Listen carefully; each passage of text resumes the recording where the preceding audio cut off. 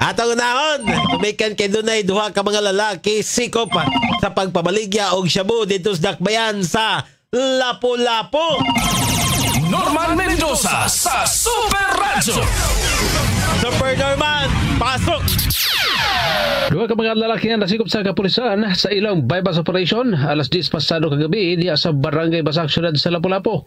Ang mga suspitsado nagpagidaron og 30 anyos ug 32 anyos nga pulos mga nagpuyo ra usab sa maong barangay. Nasakmit gikan kanila ang ibanabanang 5 gramos sa gituang shabu nga mobalor og 34,000 ka pesos. Ang mga sakop sa presinto 4 pinanguluhan ni Police Major Janeth Besas mao'y mihimo sa maong drug operation human nga nakadawat sila og impormasyon nga ang mga nadakpan nalambigit sa pagpamaligya og shabu. Kaso nga pagpamaligya og paghupot og illegal nga drugas ang kaso nga ipasaka batok sa maong mga suspitsado. Kini Super Norman Mendoza sa Jimmy Super Radio DYWS, dapat totoo.